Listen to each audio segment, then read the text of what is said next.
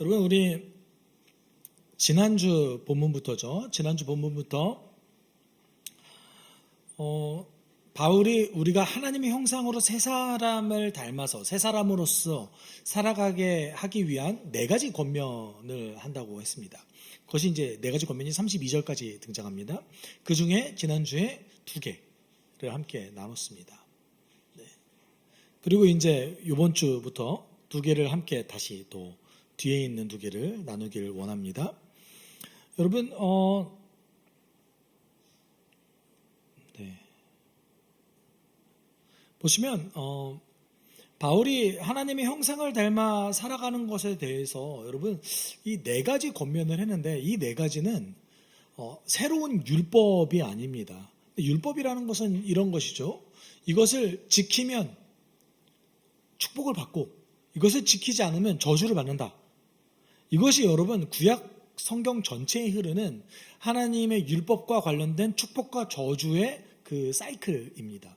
그래서 여러분 특별히 신명기에서 등장하는데 신명기는 계속해서 반복해서 이렇게 얘기하죠. 어떤 것을 얘기합니까? 이 말씀을 지키면 하나님의 복을 받고 지키지 않으면 저주를 받을 것이다. 이것을 모세가 계속해서 반복해서 이야기합니다. 그래서 새로운 하나님의 말씀이라는 표현에서 신명기인 거죠. 네. 그런데 잘 생각해 보시면 오늘 바울의 이 권면이 지키면 축복을 받고 지키지 않으면 저주를 받는다 라는 말일까요?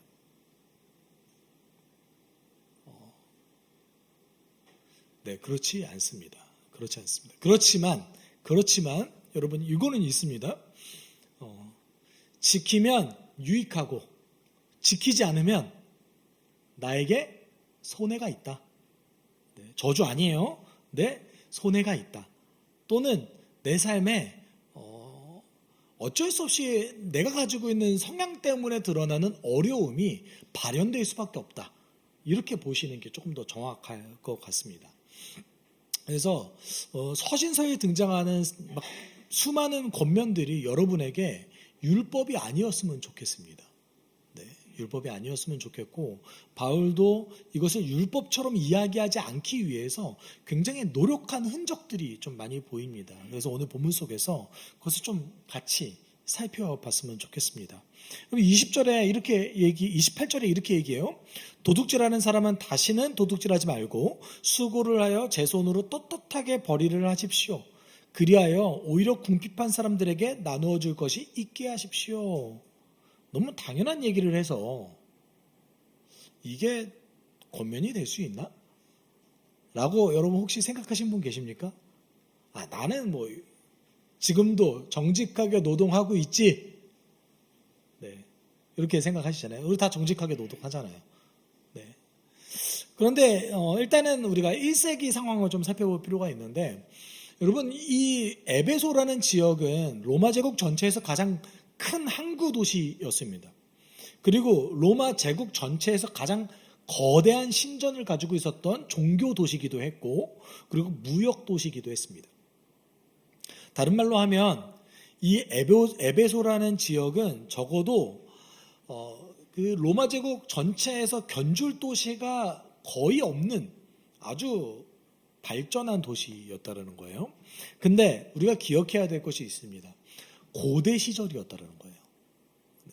이때는 사회복지 시스템이 없었습니다. 사회 안정망도 없었습니다.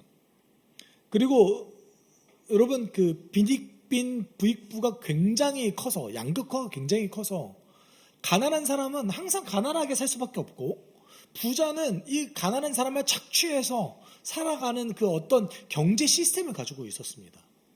여러분 지금 혹시 은행 대출 받는데 이자가 15% 넘게 받으시는 분 계세요? 우리는 법정 최고 이자라는 게 있잖아요. 그것도 이제 사금융에서까지 최고 이자가 있잖아요. 여러분 이 시대에는 이자가 어느 정도 될 것 같으세요? 네. 최저 50%예요. 최저 50%. 네. 그러니까 50% 정도 이자를 주면 싸게 줬다 생각하시면 됩니다. 어떻게 살아야 됩니까? 잘 생각해 보세요. 그러면 흉년이 들었어요. 흉년이 들어서 곡식값이 엄청 폭등했습니다. 그런 일이 비일비재했잖아요, 이때. 그럼 곡식값이 폭등하면 여러분 어떻게 생존해야 될 것 같으세요? 두 가지 방법이 있습니다. 하나는 부자에게 꾸는 거예요. 부자에게 돈을 꾸는 겁니다. 그래서 그것을 어디서 살아야 될 거 아니에요. 그럼 부자에게 돈을 꾸면은 갚는 경우가 많을까요? 못 갚는 경우가 많을까요? 못 갚는 경우가 더 많았다고 합니다. 그럼 어떻게 해야 될까요? 자기가 노예가 되거나 감옥에 갇히는 거예요. 근데 여러분 이때 감옥에 갇히는 거를 단지 우리가 지금 징역 살다 오는 거로 착각하면 안 됩니다. 감옥에 살면은 누가 밥을 줍니까? 부양해야 돼요. 누군가가 부양해야 돼요. 아니 생각해 보세요, 여러분. 그 일반 백성도 곡식이 없을 때 곡식을 안 주는데 죄인으로 잡혀 들어간 사람에게 밥을 왜 줍니까? 그렇죠? 누군가는 부양해야 돼요. 그리고 그곳에 있는 위생이라든지 이런 게 뭐 굉장히 열악할 거 아닙니까? 그래서 감옥에 갇혔을 때는 죽을 확률도 있습니다. 병에 걸리거나 영양실조에 나거나 이래서 죽을 확률이 굉장히 높습니다. 그래서 이때는 감옥에 갇히는 굉장히 심각한 일이었거든요. 그래서 감옥에 갇히느니 그냥 노예가 되는 거죠. 네. 여러분 이런 엄혹한 시절을 살아가던 사람들에게 이 에베소 지역에서 자신의 생계를 위해서 빈곤 때문에 도둑질하는 사람들이 꽤 있었던 것 같습니다. 기록에 보면 지금처럼 이렇게 경찰 조직이 있었던 게 아니잖아요. 그래서 빈집을 터는 사람이 굉장히 많았고, 그리고 그때 뭐 우리가 잠금잔치가 이렇게 뭐 번호키가 있는 것도 아니고, 그렇죠? 마음 먹으면 다 터는 거 아니겠습니까? 그래서 그런 어떤 도둑들이 많았고, 특별히 에베소 지역은 항구 도시였기 때문에 순례객들이라든지 여행객들에게 사기를 치거나 또는 도둑질을 해서 벌이를 했던 사람들이 꽤 있었던 것 같습니다. 그런데 문제는 이 편지가 누구에게 쓰는 편지예요, 지금? 교회에 쓰는 편지예요. 그러면 지금 현재 이 교회 안에 누가 있다라는 거예요? 도둑질하는 사람이 있다라는 거예요. 그러니까 둘 중에 하나죠. 과거에 내가 도둑질을 했지만 지금 현재 회개했는데 그 도둑질에 대한 어떤 유혹이 아직 남아있는, 여러분 이게 도벽이라고 생각하지 마십시오. 어떤 의미입니까? 이게 지금 생계 때문에 도둑질을 하거나 또는 내가 노동을 하는 것보다 도둑질하는 게 좀 더 편하게 돈을 벌었는데 라는 생각 때문에 도둑질에 대한 유혹을 현재 가지고 있는 사람이 있었다라는 거예요. 그렇기 때문에 여기서 바울이 정확하게 뭐라고 얘기합니까? 도둑질하는 사람은 도둑질하지 말아라 이렇게 얘기합니다. 네. 그러니까 도둑질하는 사람은 도둑질하지 마십시오. 정확하게 도둑질을 하는 사람이라고 지칭하고 있어요. 단지 그냥 도둑질하지 마십시오라고 얘기하고 있지 않다라는 거예요. 그러면 현재 교회 안에 도둑질이 생업인 사람이 아직 있는 거예요. 네. 물론 그 교회 안에서 지도자를 굉장히 권면을 했던 것 같습니다. 그리고 도둑질을 최대한 안 하게 하기 위해서 많은 노력을 교회 안에서 또 기울였던 것 같아요.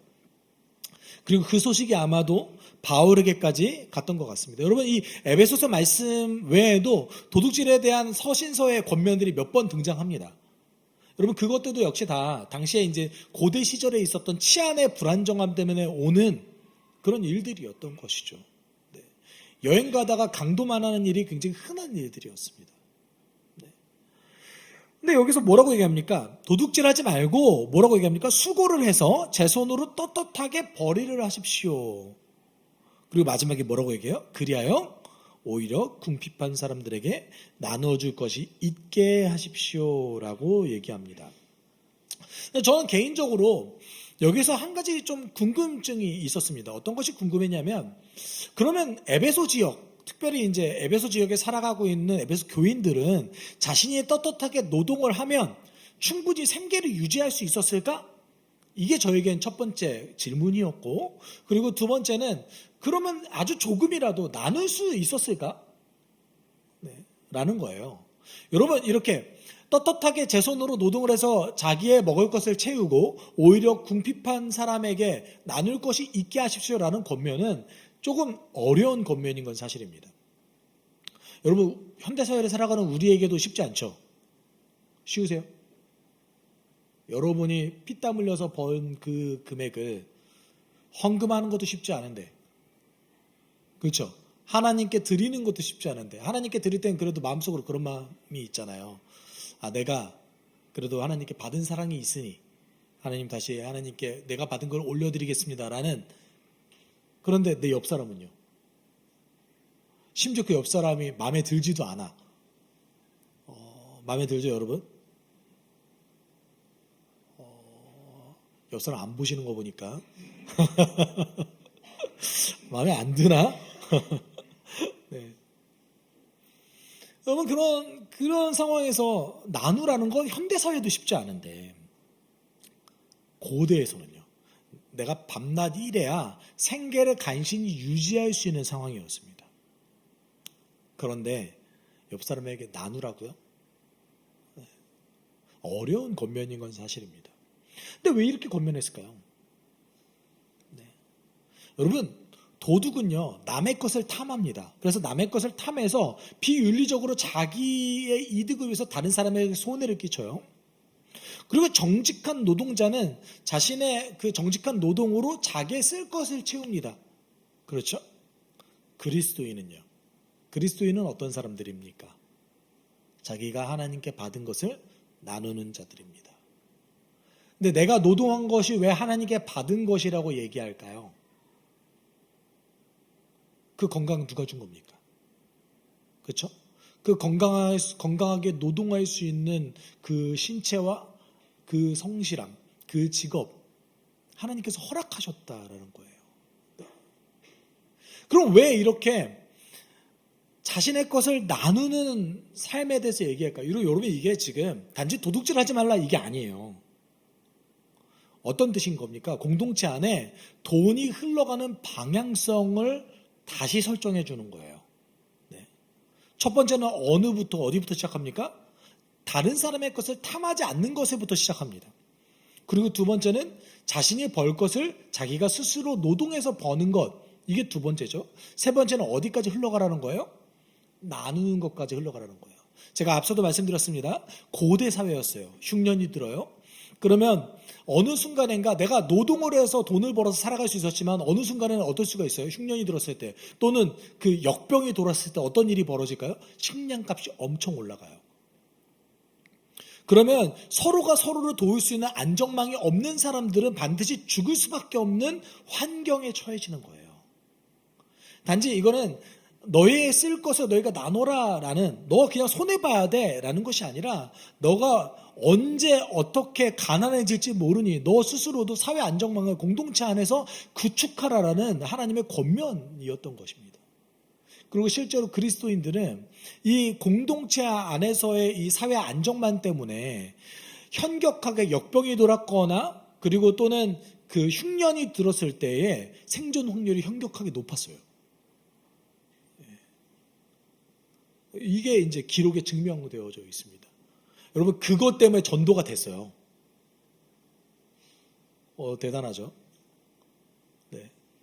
그러니까 인생을 살아봤던 사람들이 좀, 저 사람들 다르게 사는데, 처음에는 이렇게 봤던 거예요. 왜 저렇게 손해보고 살지? 왜 자기 걸 나누지? 그러면 이게 나눔에 단지 돈의 문제였을까요? 지금 여러분 잘 보세요. 부자가 돼서 나누라 이런 얘기 하지 않으셨어요. 어떻게 하라고 하셨어요? 그냥 나누라고 하셨어요.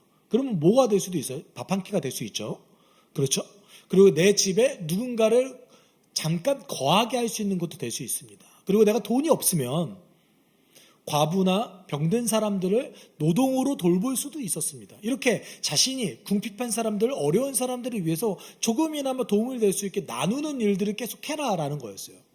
근데 사람들이 봤을 때 그것은 굉장히 손해보는 일이었고, 왜? 내가 지금 하루 벌어서 하루 살기도 힘든데 왜 저렇게 살아야 되지? 근데 제가 말씀드렸잖아요. 고대 사회는 주기적으로 어려움이 있었습니다. 적어도 10년에 한 번 정도는 굉장히 큰 어려움을 겪었습니다. 그러면 그 동네에서 20년, 30년 살아갔던 사람들은 이제 알게 되는 거예요. 저 사람들 손해보는 것 같은데 위기를 지나가고 보니까 저 사람들 살아있네. 저 사람 분명 가난한데, 여러분 잘 생각해 보세요. 고대 사회는요, 장례를 치르는 거에 엄청난 비용이 들어갔습니다. 네. 근데 장례를 소홀히 치를 수 있습니까? 여러분, 고대 사회에서 장례를 소홀히 치를 수 있을 것 같으세요? 쉽지 않아요. 네. 그래서 그 장례를 치르기 위해서 평생 모아둔 돈을 소모하는 사람들도 많았습니다. 근데 그것을 위해서 그리스도인들이 어떻게 했는지 아세요? 장례를 치러줬어요. 그래서 여러분, 그 전통이 유럽 교회 가면 있습니다. 어떤 게 있어요? 교회 옆에 뭐가 있어요? 묘지가 있어요. 네. 그 장례를 치러줬던 어떤 전통이 아직 남아있는 거예요. 저도 미국 교회 가가지고 여기는 왜 교회 옆에 이렇게 묘지가 많지? 이런 생각을 좀 했었어요. 네. 근데 그런 전통이 남아 있었던 거예요. 네. 그리고 부자들은 그렇기 때문에 교회가 허투루 돈을 쓰지 않는다는 것을 알고 있었기 때문에 부자들은 교회에 자신의 재산을 기부하면서 돌아가시는 경우가 많았습니다. 네. 제가 그래서 미국 교회에서 제가 몇 가지 이제 이 교회가 유지가 될까라는 생각을 했던 몇몇 교회들이 있었어요. 뭐 어른 성도들은 한 10분, 뭐 15분 이런 교회인데 여기 뭐 목사님도 풀타임으로 고용하고 있고 선교사도 2명 이렇게 있는 거예요. 아니 10명 있는 성도 교회가 어떻게 이거를 감당하지? 심지어 건물도 있어요. 이거 어떻게 감당하지 했더니 그 재정보고를 하잖아요. 재정보고의 재정을 보고 깜짝 놀랐어요. $1,000,000가 있는 거예요. 이게 뭐야? 했더니 누군가가 돌아가실 때 전에 기부하고 돌아가신 거예요.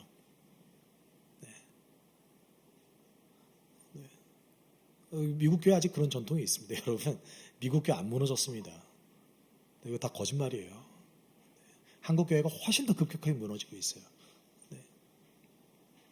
그런 어떤 고대 사회에 있었던 그 자기 스스로만 돌보는 그 문화.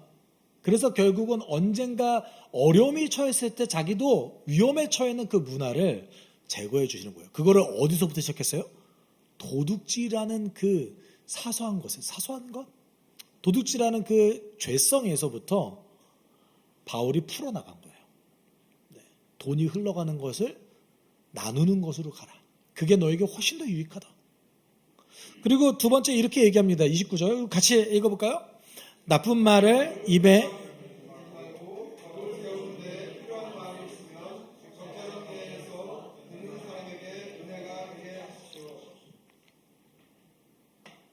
여기서 나쁜 말의 이 나쁜은 악취가 나는 또는 뭐 더러운 어떤 경우에서는 나쁜이라고도 번역 가능하고 그리고 또는 뭐 쓰레기 열매가 없는 뭐 이런 것도 가능합니다. 그런데 나쁜 말을 입 밖으로 내지 말래요. 여러분 찔리시는 분. 네, 저도 오늘 저희 1호, 2호, 3호가 저를 열받게 해서 네, 아침마다 저희 애들 아시죠? 네. 새아이 아빠는 항상 화가 나 있습니다. 네. 그래서 내 이 말씀을 전해야 되는데 전할 자격이 있나? 라는 생각하면서 저도 여러분 어쩔 수 없어요. 근데 함께 나누는 거예요. 여러분 여기에서 나쁜 말이라는 것은 단지 부정적인 말을 뜻하지 않습니다.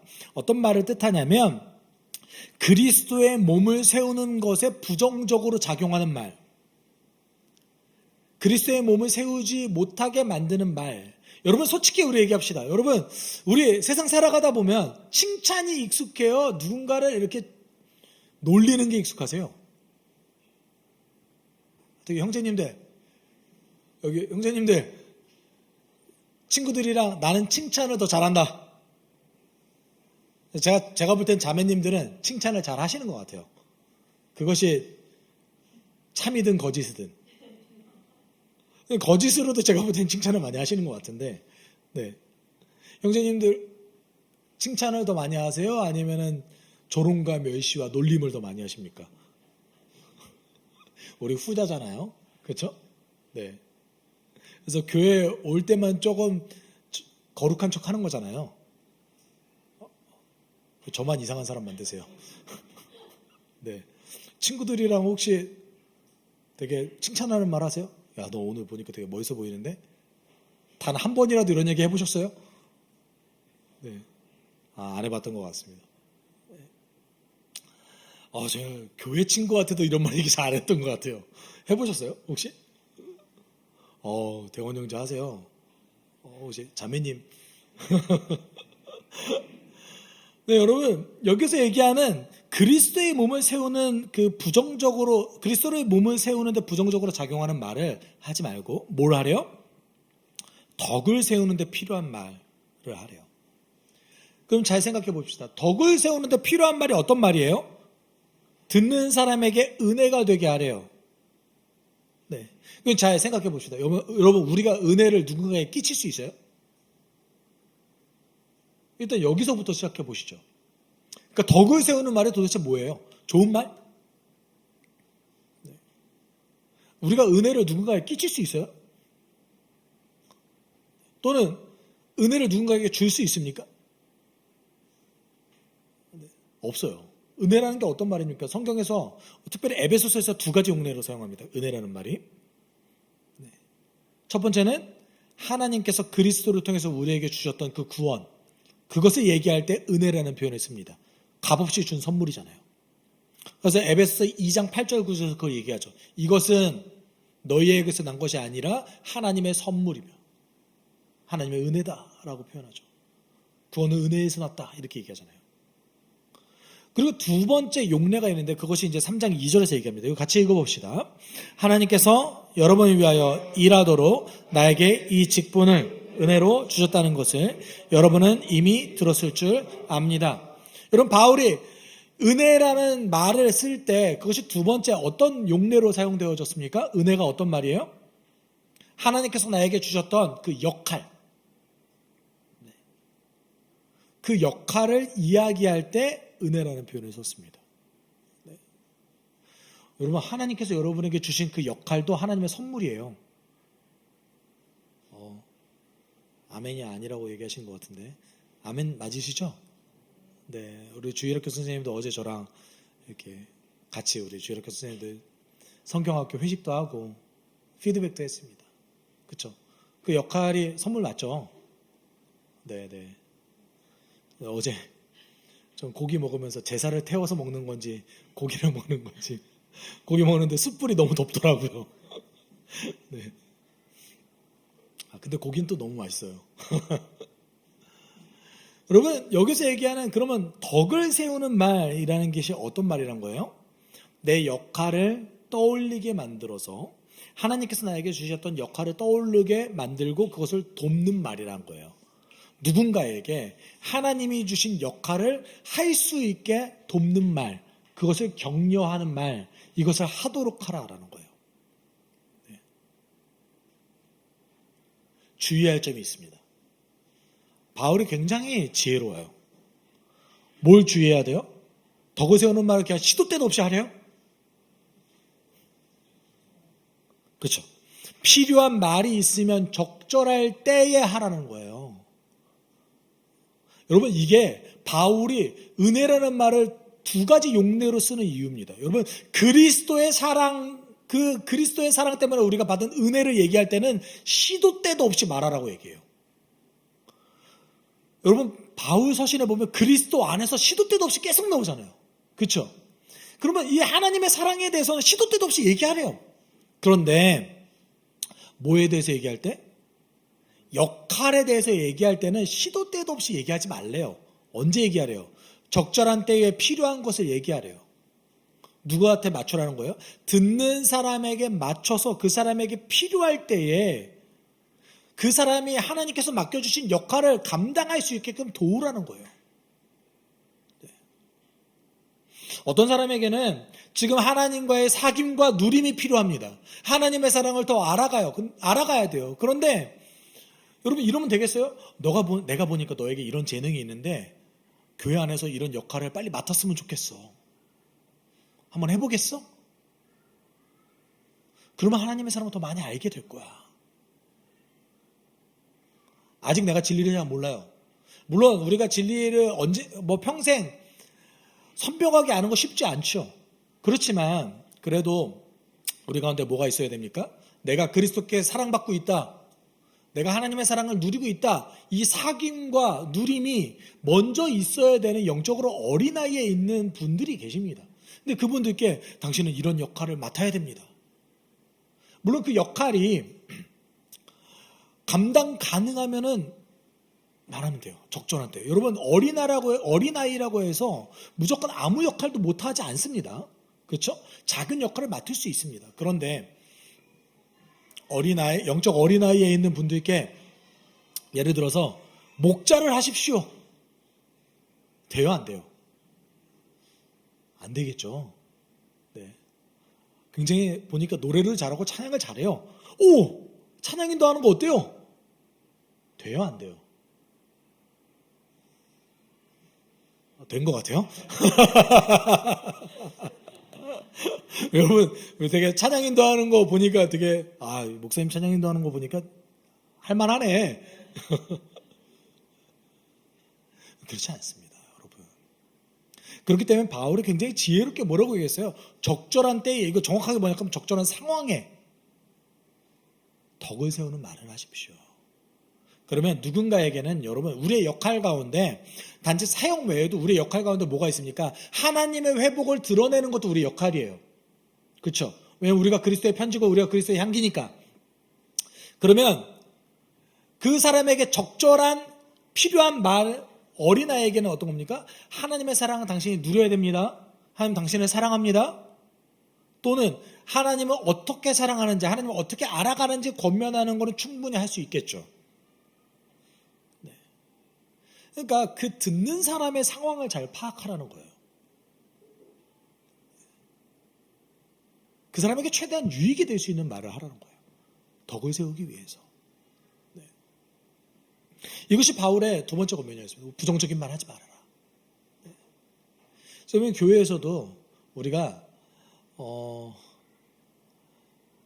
부정적인 말을 하는 것이, 내가 하는 부정적인 말이 혹시 농담할 수 있죠, 여러분.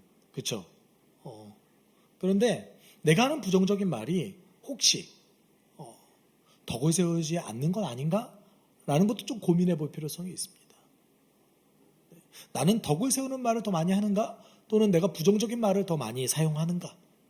네. 요게 여러분 혹시 숲교에서 내 삶의 어려움에 대해서, 내 감정에 대해서 얘기하는 거와는 좀 다른 차원이라는 것을 기억하셔야 돼요. 아셨죠? 이제 난 숲교에서도 말도 못하겠구만. 이렇게 생각하시면 안 돼요. 아셨죠? 네. 그러면서 이제 바울이 권면을 마무리합니다. 30절 이렇게 얘기하죠. 같이 읽어봅시다. 하나님의 성령을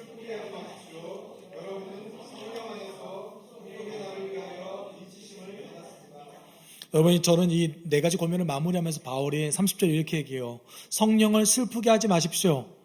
여러분은 성령 안에서 구속의 날을 위하여 인치심을 받았습니다. 라는 표현을 통해서 바울이 얼마나 조심스럽게 이 말을 하고 있는가, 그리고 하나님 우리를 얼마나 사랑하시는가를 알게 될 것 같아요. 여러분, 고대 문헌에서 신이 인간에게 권면을 하는데 잘 생각해 보세요. 야, 너 이거 지켜. 꼭 지켜야 돼. 안 지키면 여러분 같으면 어떻게 표현할 것 같으세요? 저주가 있을 거야. 심판받을 거야. 이런 고대 문헌이 많았겠죠? 근데 우리 하나님께서 뭐라고 말씀하세요? 나 슬퍼, 힝. 나 삐질 거야. 나 좀 슬픈 것 같아. 저는 이 표현을 보고 제가 어떤 생각을 했냐면, 야, 우리 하나님 우리한테 진짜 호구시구나. 우리 하나님 정말 우리 사랑하시는구나. 네. 여러분, 성령을 슬프게 하지 말래요. 그리고 우리가 성령을 슬프게 하지 말아야 되는 이유가 무엇입니까? 여러분, 받은 게 너무 많아요. 바울이 이렇게 얘기하고 있는 거예요. 여러분, 원래 구속의 날이라는 것은 구약 성경에서 예언된 그 여호와의 날은 심판의 날이었습니다. 무조건 심판을 받아야 되는 그 날에 그 심판을 그리스도께서 대신 받음으로 우리가 성령을 통해 그 구원을 보장받았습니다. 이렇게 얘기하고 있어요. 당신 받은 게 너무 많아요. 그러니까 그 권면을 듣지 않거나 무시해서 성령을 슬프게 하지 마십시오. 그래서 다시 강조하죠. 모든 악독과 격정과 분노와 소란과 욕설은 모든 악의와 함께 내버리십시오. 서로 친절히 대하며 불쌍히 여기며 하나님께서 그리스도 안에서 여러분을 용서하신 것과 같이 서로 용서하십시오 라고 우리를 권면합니다. 여러분, 여기서 주의할 점이 있습니다. 자, 보십시오. 악독을 포함해서 격정, 분노, 소란, 욕설, 그리고 모든 악이 뭐와 관련되어져 있어요? 내 안에 있는 분노와 관련되어져 있어요. 네. 내 안에 있는 상한 감정과 관련되어져 있습니다. 바울은 특별히 성난 말을 통해 그 성난 말이 악용되는 것을 굉장히 주의하라고 얘기했습니다. 그리고 용서, 여러분 용서하는 거 어렵죠? 근데 용서하기 전에 어떤 감정이 먼저 찾아옵니까? 억울함. 그것이 먼저 찾아오지 않아요? 바울이 지금 31절과 32절을 통해서 긍정적이든 부정적이든 자기 중심성을 얘기하는 거예요. 분노했을 때 그 분노를 어떻게든 풀어야만 하는 그 자기 중심성, 그것을 드러내서 성령을 슬프게 하지 마십시오. 여러분 가운데 혹시 내가 화가 났으면 어떻게든 풀어야 되시는 분 계세요? 딴 데 가서 소리 지르세요. 여러분의 방법으로 다른 사람을 상하게 하지 말고. 네. 그리고 또는 내가 억울한 것에 너무 매몰돼서 하나님이 나를 얼마나 사랑하셔서 나를 용서하셨는지를 잊게 되는 그 자기중심성. 그 둘 다 벗어나라고 얘기하고 있는 거예요. 네. 여러분 잘 생각해 보십시오. 분노에 사로잡히면 그 분노는 계속해서 몸집을 키웁니다. 여러분 분노할 수 있습니다. 그리고 성경은 분노가 필연적이라고도 얘기합니다. 그런데 긍정적이든 부정적이든 그 분노에 사로잡히면 그 분노는 몸집을 키우고 결국 스스로를 억제하지 못하는 지경에 이르게 됩니다. 그리고 스스로를 억제하지 못하면 내 주변에 가까운 사람을 상하게 만듭니다. 여러분 억울함도 마찬가지입니다. 억울함도 몸집을 키우면 여러분 내 주변 사람을 상하게 하지는 않더라도 누구를 상하게 만듭니까? 나를 상하게 만들어요. 그 억울함의 포로가 돼서 그 억울함에서 도저히 헤어나올 수 없게 만든단 말이에요. 그러면 그 억울함에서 헤어나올 수 있는 유일한 방법이 무엇입니까? 하나님이 나를 어떻게 용서하셨는가? 하나님이 나를 용서하시기 위해서 치르신 대가는 무엇인가? 이거 먼저 기억하라는 거예요. 예수께서 마태복음에서 10,000달란트 빚진 자의 비유를 말씀하셨습니다. 10,000달란트나 빚졌으면서 그것보다 한참 못 미치는 정말 비교할 수조차 없는 100데나리온의 빚진 자를 향해서 비난하는 너는 하나님의 용서에 대해서 기억하고 있는 자냐? 하나님의 용서를 온전히 기억한다면 용서하지 못할 자가 도대체 네 삶에 어디 있겠느냐? 이렇게 얘기하고 있는 거예요. 네. 그래서 마지막에 권면을 이렇게 합니다. 우리 같이 읽어봅시다. 그러므로 여러분은 사랑받는 자녀답게 하나님을 본받는 사람이 되십시오.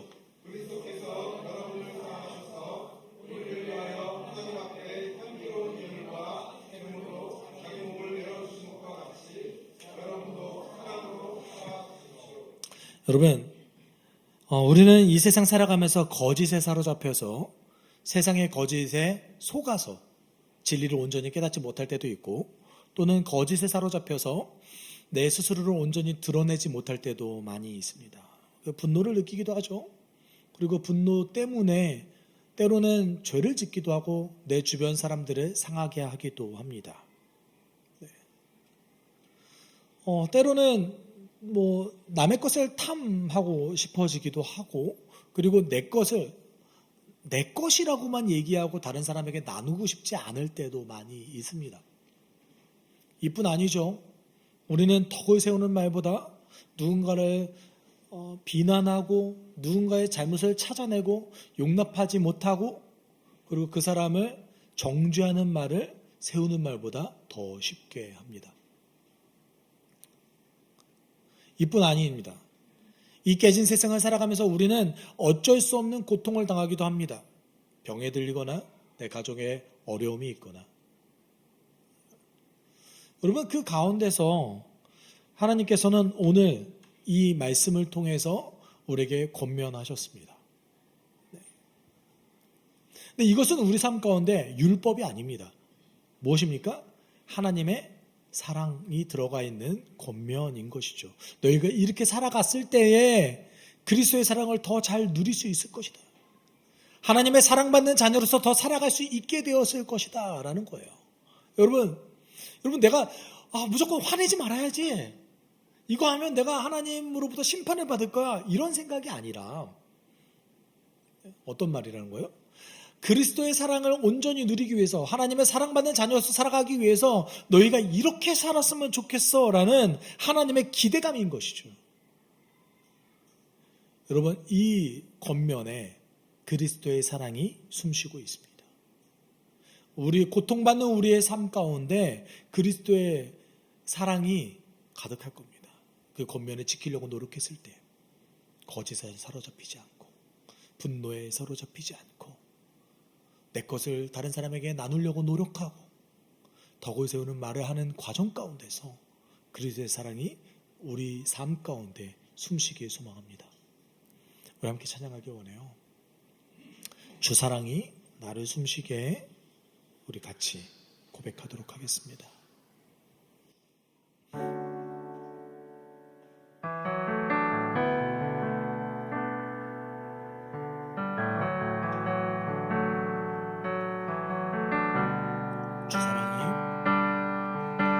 주 사랑이 나를 숨쉬게 해.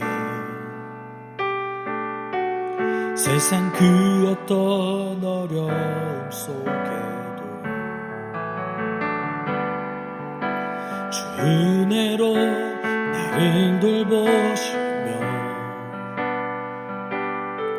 세상 끝날까지 지켜주시네. 우리 다시 고백합시다. 주 사랑이 나를 숨쉬게 해. 세상 그 어떤 어려움 속에도 주 은혜로 나를 돌보시며 세상 끝날까지 지켜주시 주님만이 내 아픔 아시며 주님만이 내 맘 어루만지네. 어느 누구도 나를 향하신 주님의 사랑을 끊을 수 없네. 주님만이 내 능력이시며 주님만이 나의 구원이시네. 어느 누구도 나를 향하신 주님의 사랑을 끊을 수 없. 주님만이 내 아픔 아시며 주님만이 내 맘 어루만지네. 어느 누구도 나를 향하신 주님의 사랑을 끊을 수. 우리 고백합시다. 주님만이 내 능력이시며 주님만이 나의 구원이시며 어느 누구도 나를 향하신 주님의 사랑을 끊을 수 없네. 여러분 오늘 이 권면은 깨진 세상에서 우리가 받는 아픔과 상처에 대한 내용입니다. 거짓과 분노, 탐욕,